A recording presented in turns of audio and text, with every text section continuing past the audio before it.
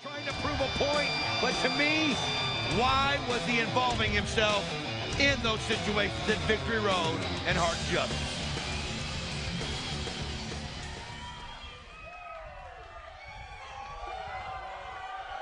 A few months ago, I had a long and in-depth interview with Mike Tenay, where we talked about all kinds of things, and one of them being my retiring from pro wrestling as we know it today.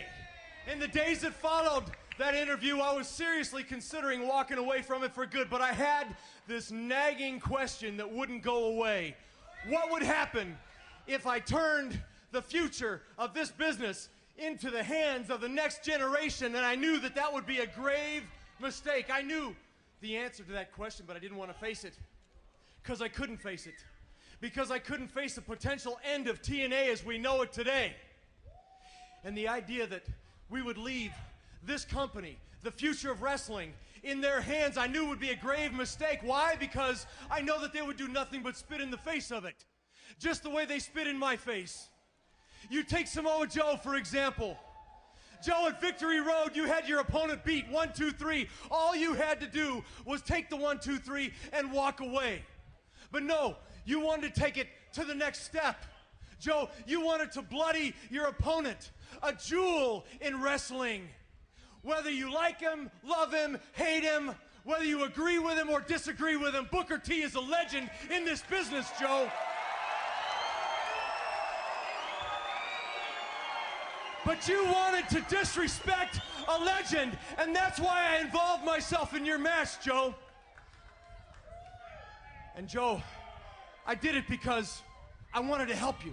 I wanted to reason with you. I wanted to try to help you because I looked at you as being somebody that could carry the torch into the future for this company. That's why I came, Joe. But you rejected everything that I had to say. You opposed everything that I had to say, and you flipped me off, Joe.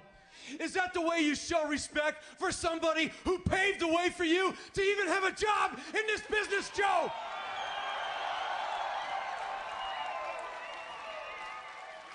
When I was your age, a young Ric Flair took me under his wing. Because he believed in me the same way I believed in you, Joe. He wanted to help me, Joe. And I respected what he had to say. That's the difference between you and me. And everyone in his generation, I respected because I know without them paving the way, I couldn't be a wrestler.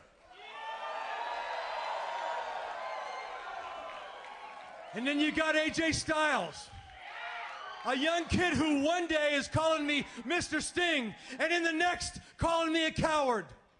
And then, AJ, you have the audacity to tell me that I owe you something. AJ, I don't owe you anything. I don't owe anybody anything. As a matter of fact, if somebody owes something, AJ, it's you. You owe me because, once again, I paved the way for you to be a wrestler.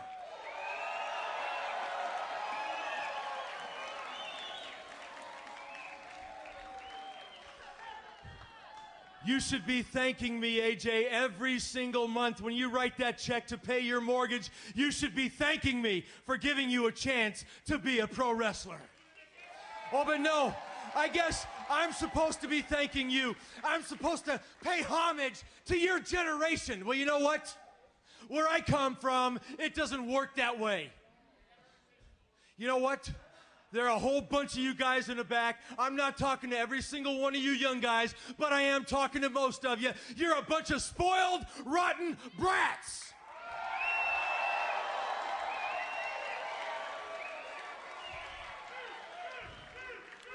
One way or another, I am going to bring respect back into this business where it belongs. If I've got to be the parent that nobody wants to listen to, if I've got to be a babysitter, then so be it.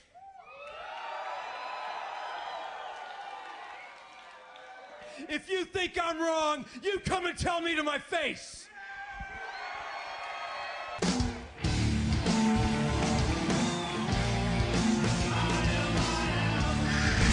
Well, it has obviously been a time of reflection for Sting. He talked about the potential end of TNA, that if he were to leave in the hands of individuals like Samoa Joe and the man coming down the ramp, AJ Styles, to carry the torch in the future, it would be a grave mistake.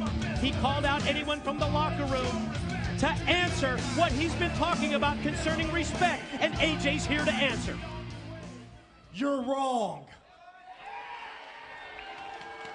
You're dead wrong. I look up to you.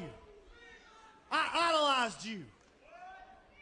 And I never, ever disrespected you. Ever. And you know it. You paved the way for me. Who helped get this company started?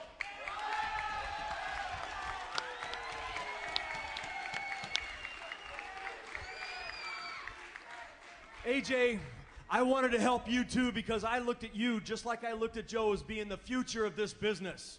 That's why I involved myself at Hard Justice. Hey, yeah, that's right, AJ. You know something? You cannot respect somebody and call them a coward all in one breath. AJ, you can't respect somebody and say, you owe me something. Let's talk about Hard Justice, AJ. What did you do to your opponent? You, just like Joe, took it one step farther. You could have just gotten away with the 1, 2, 3 and walked away from it, AJ. That's what you should have done. But you know something? Kurt Angle is a world champion in WWE. He's a world champion here. He's done, for crying out loud, Kurt Angle has done something that none of us have done. He's an Olympic gold medalist. You don't see Michael Phelps spitting in Mark Spitz's face, do you? It doesn't happen like that. So, AJ, I can tell you disagree with what I'm saying. You're having a problem with my tone, aren't you? You know what I'm going to do? I'm going to do you a favor. I'm going to take my bat, I'm going to put it in your hand, and then I'm going to turn my back, and I'm going to let you take it to me. I'll let you hit me right over the head, AJ. That's what I'm going to do. Go ahead, AJ. Go ahead. I want you to take it. Take it in your hand. I'm going to turn my back. Put the microphone so you can get both hands on that sucker and whack me across the head, AJ. Come on, AJ. Go ahead, AJ. Yeah. The same way. That's right, AJ. Go ahead. Go ahead, AJ. Hit me over the head with it. Come on. Some of them are asking you to do it. Go ahead. Go ahead and do it, AJ.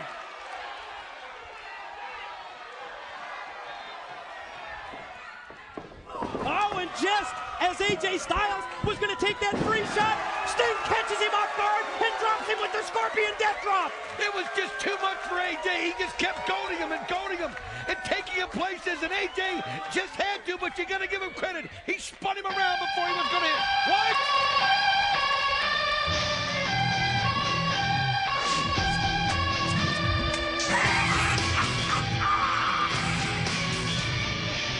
Don West, you recognize that music just like I do.